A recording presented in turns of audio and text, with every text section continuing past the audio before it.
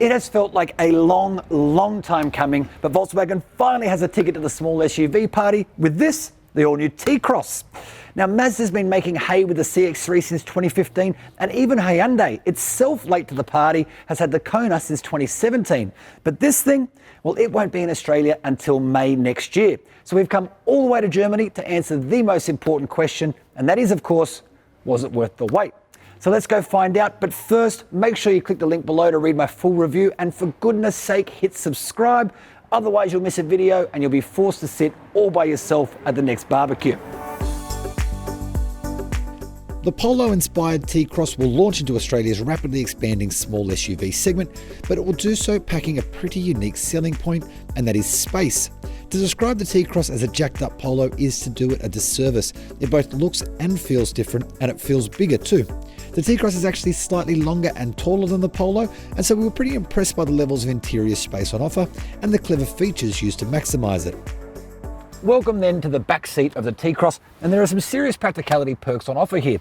For one, I'm sitting behind my own 175cm driving position, and there is heaps of legroom, a fair bit of headroom, and certainly enough space back here for two adults to ride in comfort. More importantly though, this entire back row is on rails, so you can slide it backwards to maximise passenger space, or you can slide it forwards to maximise space in the boot. Now that means that back there's between 385 litres and 455 litres of luggage space with the rear seats in place, and that's a lot. It's bigger than the Kona, much bigger than the CX-3, and bigger even than the Golf. Now elsewhere back here you'll find two USB points, but there are no air vents, and it's not all good news either. Some of the cabin plastics, they do feel a bit hard and scratchy.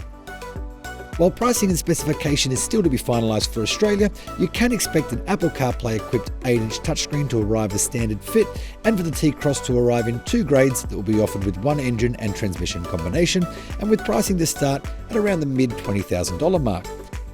Now, while full pricing and specification details for this car in Australia are still being finalised, there is one thing that we do know for certain, and that is that it will get this engine and this gearbox combination. Now, under the bonnet is a 3-cylinder 1-litre engine, which sounds absolutely tiny on paper, but in real life is really fun.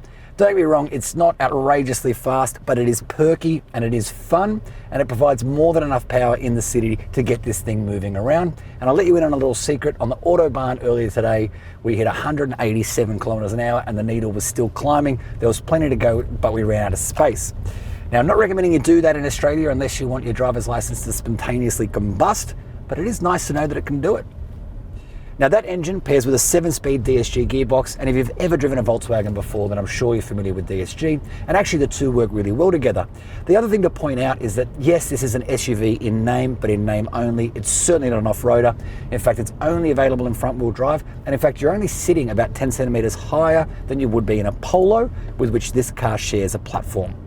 Now, I do have to offer you one caveat here, and that is that we've spent most of our time in this car on the Autobahn and then in this little town which has pretty slow speed limits. So I can't tell you too much about how this car goes around corners yet. We'll have to wait till we get in Australia for that.